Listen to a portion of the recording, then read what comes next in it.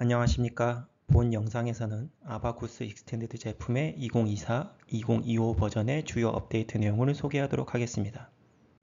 본 영상의 내용은 다음과 같이 업데이트 확인, 머티리얼, 컨택, 엘리멘트, 엑제큐션, 기타 업데이트와 같이 총 6개의 큰 카테고리로 분류하였으며 각 카테고리는 다음과 같은 세부 카테고리로 분류하였습니다. 먼저 업데이트 확인 부분에 대한 내용입니다.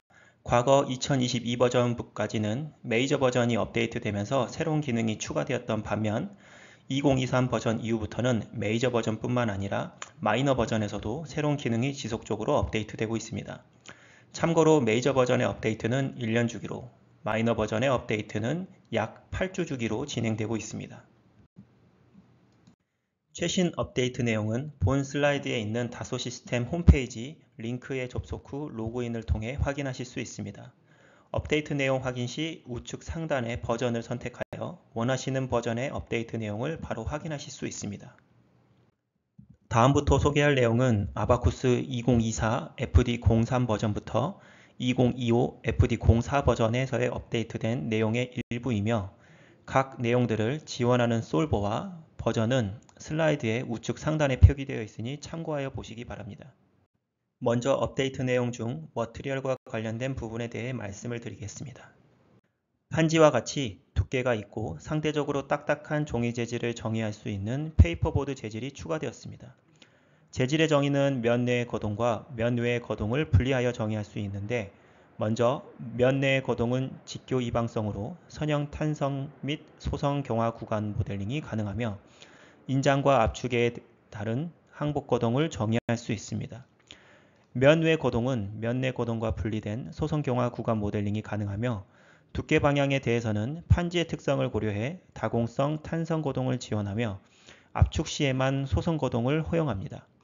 이 재질은 3D 솔리드 요소와 쉘 요소의 적용이 가능합니다. 페이퍼보드 재질은 슬라이드와 같이 판지의 접힘성 가공이나 엠보싱 가공과 같은 판지의 가공을 시뮬레이션하거나 박스를 압축시켜 압축 강도를 확인하는 시뮬레이션에서도 적용할 수 있습니다. 페이퍼보드 재질 정의는 크게 세 가지로 분류하여 면 내 거동, 면 외 전단 거동, 면 외 거동에 대해 정의하게 됩니다. 면 내 거동은 페이퍼보드 플라스틱 서티와 페이퍼보드 하드닝, 그리고 면 외 전단 거동은 페이퍼보드 트랜스버스 쉐어 플라스틱 서티, 그리고 면 외 거동은 페이퍼보드 thickness compression elastic, 페이퍼보드 thickness compression 플라스틱 서티와 같은 키워드를 통해 정의가 가능합니다. 각 거동에 대한 구성 방정식은 슬라이드의 내용을 참고하시기 바랍니다. 앞에서 말씀드린 페이퍼보드 재질 정의를 위한 5개의 키워드는 탄성 구간 정의인 엘라스틱 키워드와 함께 정의가 됩니다. 판지를 더 정확히 모델링하기 위해서는 5개의 키워드를 모두 정의해야 하지만 일부 키워드가 제외되더라도 별도의 에러를 출력하지는 않습니다. 다음으로 행키 하이퍼엘라스틱 모델이 추가되었습니다. 스탠다드 솔버에서는 2024 FD02부터 익스플리시 솔버는 2025 FD01부터 사용이 가능합니다. 변형률이 5% 이내인 미소 변형의 경우 선형 탄성 재질 모델인 엘라스틱 키워드를 통한 해석으로도 정확한 응력이 도출되지만 반복 하중에 의해 대변형이 발생하는 경우에는 엘라스틱 키워드는 오차가 발생하는데 이를 개선한 모델이 행키 모델입니다. 행키 모델은 진응력과 진변형률 사이의 관계를 선형으로 가정하는 아이소트로픽 하이퍼엘라스틱 모델로 입력값은 엘라스틱과 동일하게 영스 모듈러스와 포화속 레이시오 두 값만 입력하면 됩니다. 왼쪽 아래의 모델은 축대칭 형상의 모델로 수직 방향으로 반복하여 인장 하중을 가하고 노치부에서 S22 응력을 확인한 것입니다. 리니어 엘라스틱 모델의 경우 인크리먼트 사이즈를 줄여서 해석을 진행하여도 반복 하중에 따라 S22의 오차가 누적되는 반면 행키 모델은 인크리먼트 사이즈를 크게 하여도 오차 없이 정확한 응력을 도출합니다. 오른쪽 아래 모델은 평면 모델에 전단 하중을 가하고 미세스 응력을 확인한 것입니다. 리니어 엘라스틱의 경우 파란색과 빨간색과 같이 각 반복당 인크리먼트 사이즈가 커서 개수가 적으면 오차가 누적되지만 인크리먼트 사이즈를 줄이면 오차가 미미합니다. 반면 행키 모델은 각 반복당 2번의 인크리먼트만으로도 오차 없이 정확한 응력을 도출합니다. 다음으로 익스플리시트 솔버를 위한 VU 하이퍼 유저 서브루틴이 추가되었습니다. 스탠다드 솔버에서 사용 가능한 U 하이퍼 유저 서브루틴과 동일하게 스트레인 인베리언트를 기반으로 스트레인 에너지 펑션을 정의가 가능하며 선형 및 비선형 점탄성 특성과 함께 정의가 가능합니다. 그리고 비선형 점탄성 특성을 정의하는 PRF 모델 적용 시 네트워크별로 서로 다른 스트레인 에너지 펑션 정의도 가능합니다. 이 부분은 스탠다드 솔버에서 사용 가능한 U 하이퍼와 U 하이퍼 스트레치 유저 서브루틴에서도 가능합니다. 다음으로 멀린스 이펙트 키워드를 통해 페인 이펙트 고려가 가능해졌습니다. 페인 이펙트는 고무와 같은 탄성 중합체에서 반복적인 변형을 가했을 때 말랑말랑해지는 현상을 의미합니다. 이러한 현상은 물리적으로 스트레인 앰플리튜드가 커짐에 따라 스토레이지 모듈러스인 저장 탄성률이 낮아지는 현상인데 익스포넨셜 폼과 슬로우 디케이 이 두 가지 모델을 통해 모사가 가능합니다. 다음으로 재질 정의 시 설정하는 댐핑 중 스트럭처럴 댐핑을 주파수 대역별로 다르게 정의하는 기능이 추가되었습니다. 주파수 기반의 동해석인 스테디 스테이트 다이나믹과 랜덤 리스폰스 스텝에 적용이 가능합니다. 아래 키워드 정의 예시와 같이 프리퀀시 디펜던트 파라미터를 추가하여 프리퀀시별로 댐핑 팩터를 정의할 수 있으며 댐핑이 변하는 구간인 50에서 100Hz 사이의 댐핑 팩터는 선형 보관이 됩니다. 오른쪽 그림과 같이 50Hz 이하의 구간에서는 가속도 응답이 댐핑 팩터 0.01인 결과와 일치하고 100Hz 이상 구간에서는 댐핑 팩터 0.1인 결과와 일치하는 것을 확인할 수 있습니다. 그리고 필드 변수에 따른 댐핑 정의도 가능해졌습니다. 이거는 스트럭처럴 댐핑뿐만 아니라 레일레이 댐핑, 또 특정 주파수 범위에만 적용이 되는 밴드 리미트 댐핑에도 적용이 가능합니다. 다음으로 열팽창 계수 정의 방법이 추가되었습니다.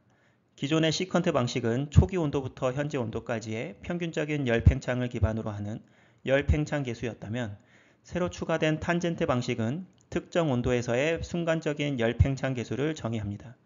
시컨트 방식은 온도 변화에 따라 열팽창률 변화가 작은 경우에 적합한 반면 탄젠트 방식은 온도 변화에 따라 열팽창률 변화가 크거나 오른쪽 아래 그림과 같이 경화와 같은 비가역적 변형에 따라 열팽창률의 변화가 큰 경우에 적합합니다. 다음으로 컨택과 관련된 부분을 말씀드리겠습니다. 마모 해석 기능이 추가로 업데이트되었습니다. 2024 버전에서는 스탠다드 솔버와 익스플리시트 솔버 해석 시 마모 해석을 수행할 수 있는 기능이 추가되었고 2025 GA 버전에서는 마모 해석의 효율성을 높일 수 있는 스텝 사이클링 기능이 2025 FD03 버전에서는 타이어 해석 시 주로 사용하는 스테디 스테이트 트랜스포트 스텝에서도 마모 해석이 가능해졌습니다. 먼저 말씀드릴 스텝 사이클링 기능은 특정 스텝을 반복하는 기능으로 반복하는 스텝은 단일 스텝뿐만 아니라 다중 스텝도 가능합니다. 이 기능은 반복 고동에 의해 발생하는 마모 해석이나 배터리 충방전에 의해 배터리 노화 해석 등에 활용할 수 있습니다. 스텝 사이클링을 사용하지 않은 경우와 사용한 경우를 비교하면 오른쪽 아래 그림과 같이 큰 차이가 있음을 알 수 있습니다. 반복 고동을 위해 3900개의 스텝으로 구성된 모델 해석 시 스텝 사이클링을 사용하지 않으면 해석 전처리 중 12시간이 소요되고 모델 파일의 용량이 500기가 이상이 되는 반면 스텝 사이클링을 사용하게 되면 해석 전처리는 10분이 소요되고 모델 파일의 용량은 약 40MB 이하로 줄어들게 됩니다. 스텝 사이클링 키워드 정의 시 스텝 반복 횟수, 결과를 저장할 간격, 새로운 ODB 파일로 결과를 저장할 간격 등을 지정하여 효율적으로 용량 관리도 가능합니다. 스텝 사이클링과 더불어 스텝 사이클링 컨트롤 키워드를 통해 특정 값을 기준으로 스텝 사이클링에 의한 반복 중단도 가능합니다. 다음으로 SST 스텝에서도 마모 해석이 가능해져 타이어 마모 해석이 수월해졌습니다. 타이어의 경우 보통 왼쪽 아래 그림과 같이 축대칭 또는 주기대칭 단면을 시메트릭 모델 제너레이션을 통해 풀 3D 타이어로 만들고 그 이후에 롤링 해석을 수행합니다. SST 스텝의 마모 해석은 오른쪽 그림과 같이 축대칭 타이어뿐만 아니라 주기대칭 타이어에도 적용이 가능합니다. SST 스텝이 실제로 타이어를 회전시키는 해석은 아니기 때문에 동일한 스트림 라인이나 동일한 주기대칭 단면 절점의 마모율 평균값으로부터 각 절점의 마모량이 계산됩니다. 다음은 접촉 상태를 고려한 열 전달에 대한 내용입니다. 물리적인 현상을 반영하기 위해 접촉이 되는 면에서는 대류와 복사열이 전달되지 않도록 기본 설정이 변경되었습니다. 스탠다드 솔버에서는 접촉면에 대류와 복사열이 모두 전달되지 않고 익스플리시 솔버에서는 접촉면에 대류열만 전달되지 않습니다.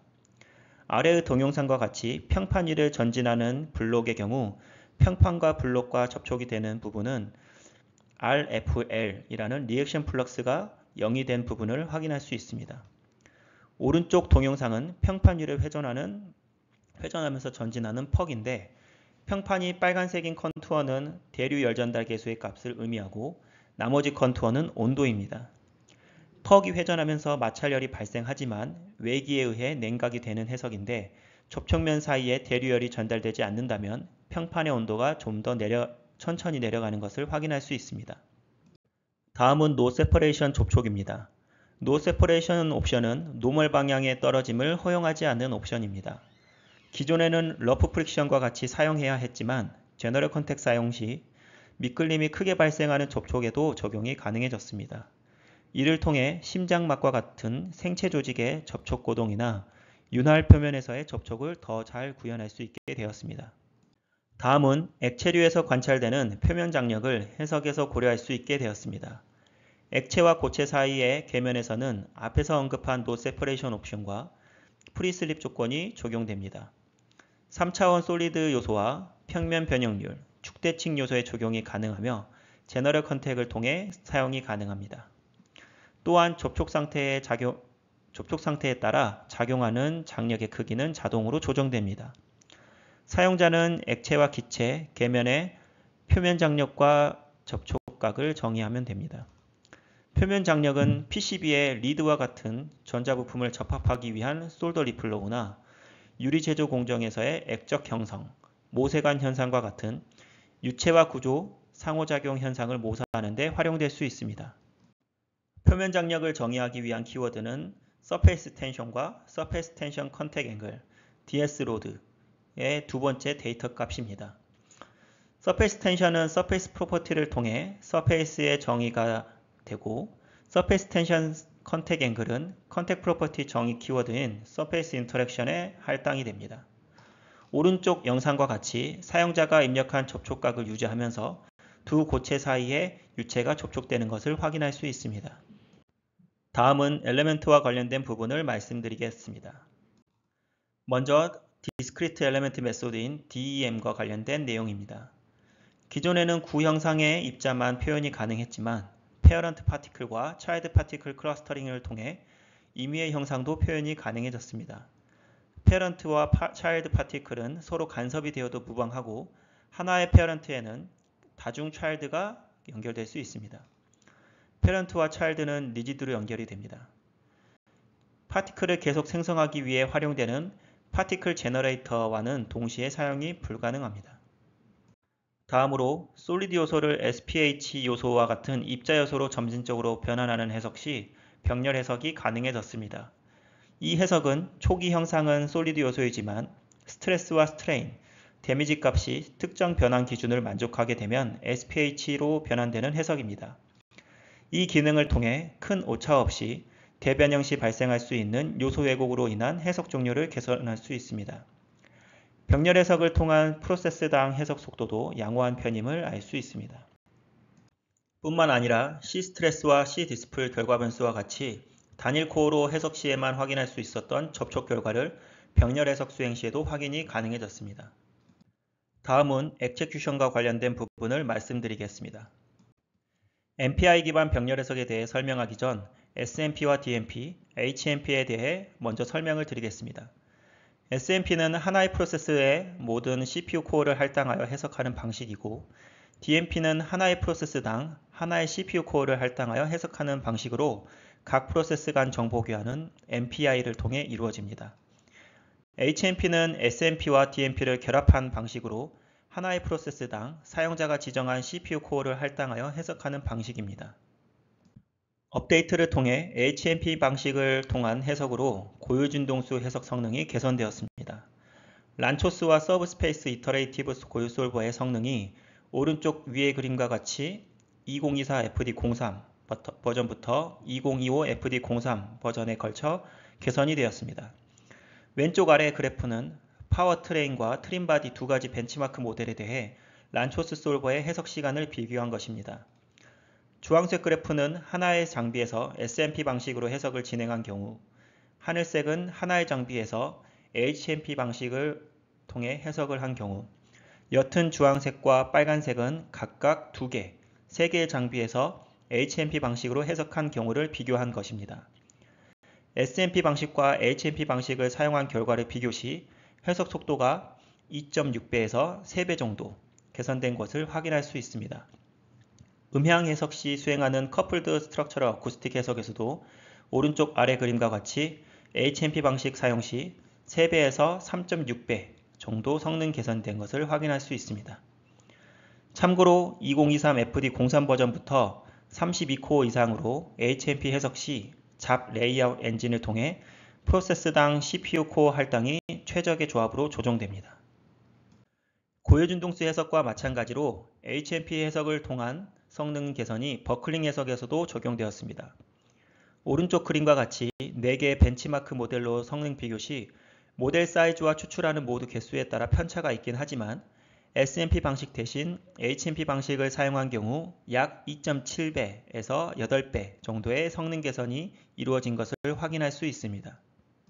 다음은 업데이트되어 성능이 개선된 란초스와 서브스페이스 이터레이티브 솔버를 AMS 솔버와 비교한 결과입니다.